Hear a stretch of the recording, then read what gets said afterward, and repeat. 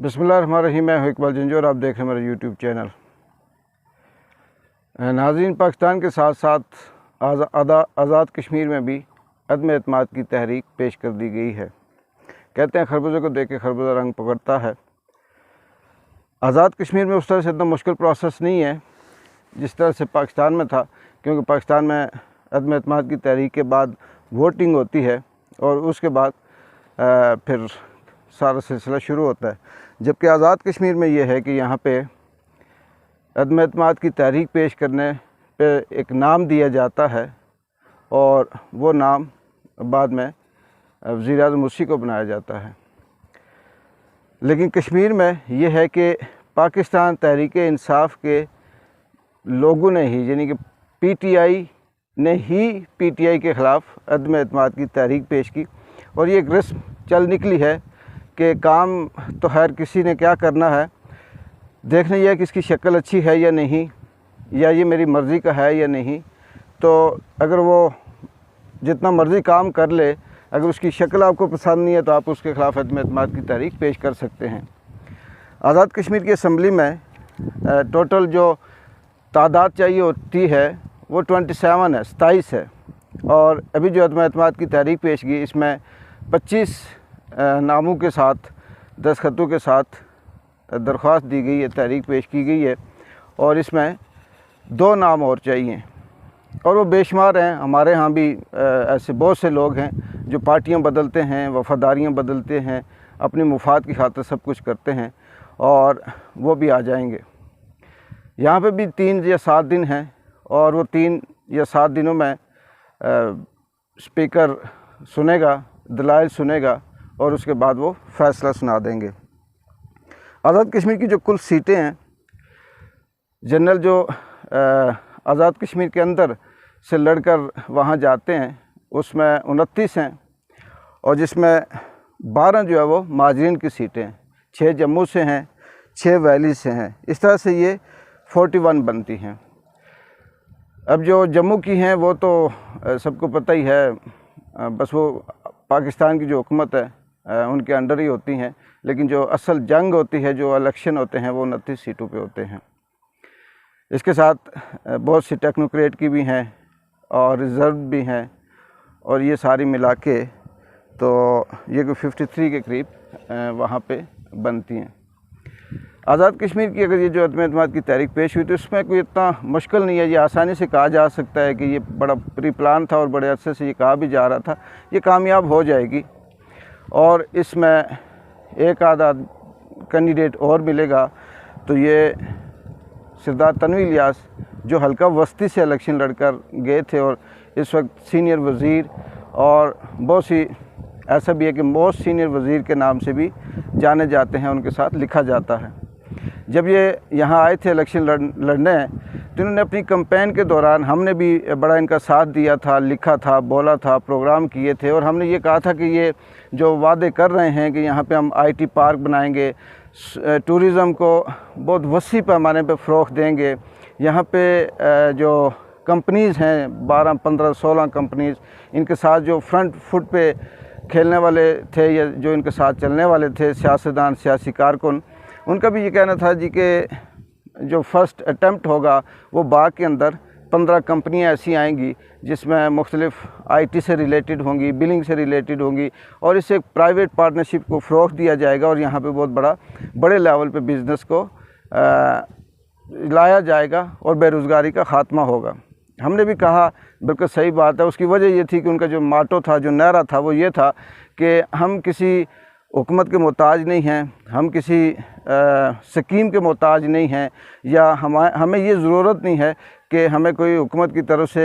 कोई फंडिंग आएगी तो हम ये सब कुछ करेंगे, क्योंकि हमारे पास अपना इतना है,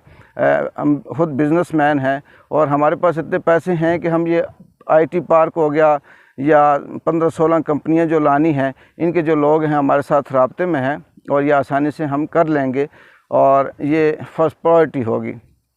उसके अलावा इस दौरान सर्वे होते रहे, मुख्तलिफ़ सियाती मकामात पे सर्वे होते रहे और उस पे भी ये कहा जाता रहा कि जी हम यहाँ पे बड़ी जो लिफ्ट, चेयर लिफ्ट वगैरह लगाएंगे, बच्चों के लिए बड़े पार्क वगैरह इस तरह से बनाएंगे और टूरिज़म को बड़ी अच्छे तरीके से फ़रोग़ मिलेगा। मान लिया हमने भी ये बात, इस चीज़ को तस्लीम की और हमने भी ये कहा कि इसमें कोई शक नहीं है कि इनको किसी की मोहताजी नहीं होगी और ये बड़ी आसानी से ये सब कुछ कर लेंगे।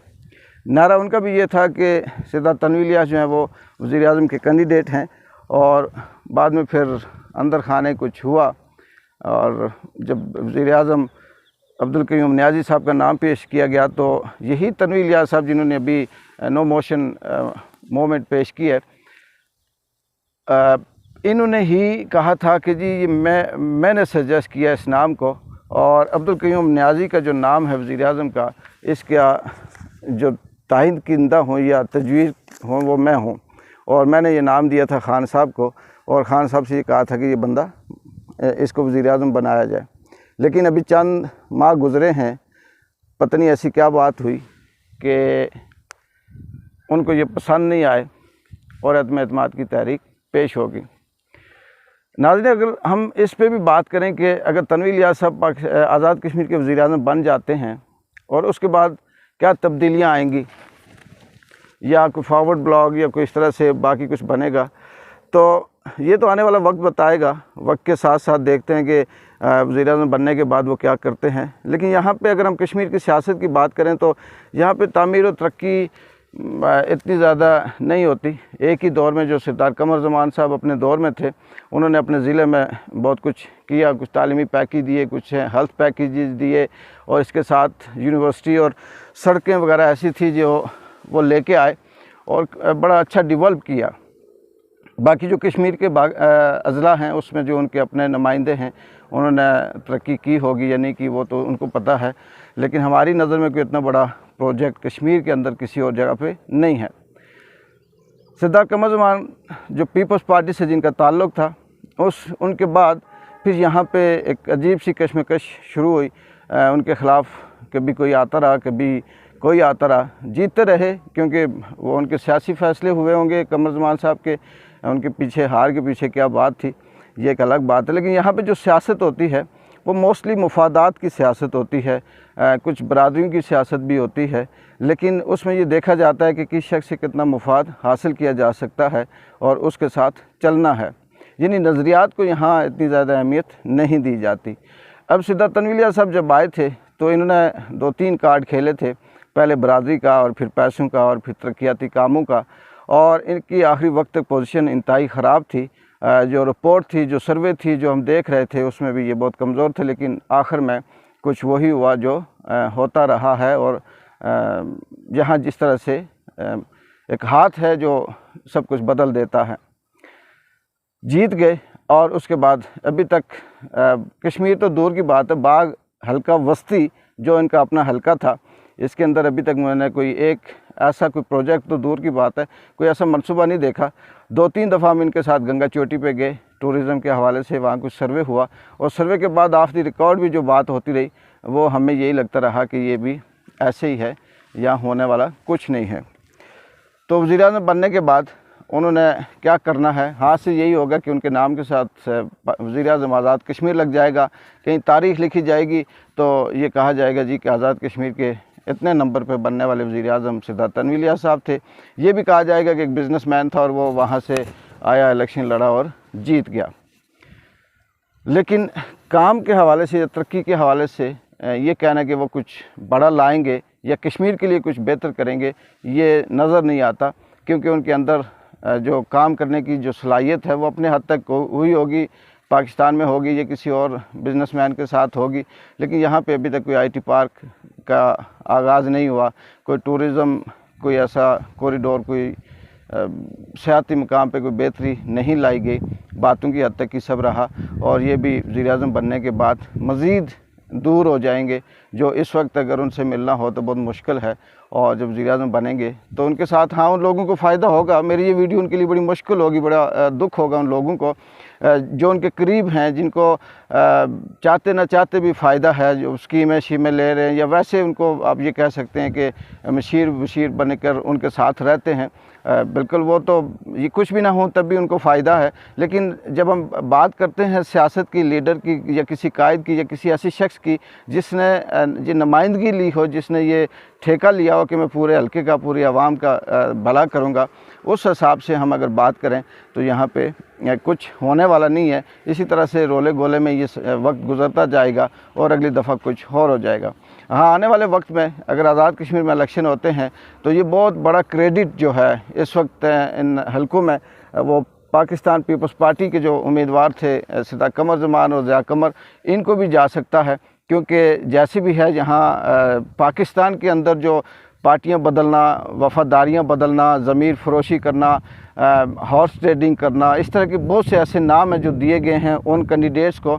जो आखिरी वक्त में अपने पार्टी को, अपनी जमात को छोड़ देते हैं और मुफाद की खातिर किसी दूसरी तरफ आते हैं। यहाँ पे भी वही नाम अगर हम इस्तेमाल करें तो बहुत ऐसा ये सब एक्सपोज हो चुका है। अब उन लोगों की या उन कैंडिडेट्स की या उन इलेक्टेबल्स की उतनी इज़्ज़त या उतना अब वक़ार लोगों की नज़र में नहीं रहा जितना पहले था। कुछ लोग उनके साथ जो उनके कोर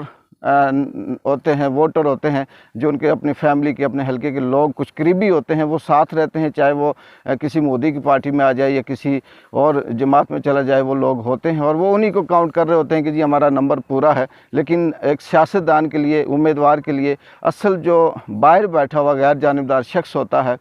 जो किसी हद तक सियासी नहीं होता, वो उनका नंबर होता है। अब देखते हैं कि आज़ाद कश्मीर के अदम एतमाद की तहरीक आज पेश हुई, 7 दिन के अंदर इसका क्या रिज़ल्ट निकलता है। अब्दुल क़य्यूम नियाज़ी किस तरह से इसका डिफेंस करते हैं और इसके साथ बाकी जो यहाँ की जमातें हैं जिन्होंने बड़ा जश्न बनाया, मुस्लिम लीग नून होगी, पीपल्स पार्टी होगी, ये अपने अंदर क्या इनके साथ कंट्रीब्यूट करते हैं और आने वाले वक्त में इनके क्या सिलसिला, ये किस तरफ ये हवा का रुख जाता है, ये इंशाअल्लाह आपसे अपडेट करेंगे। तब तक के लिए इजाज़त दें। अल्लाह हाफ़िज़।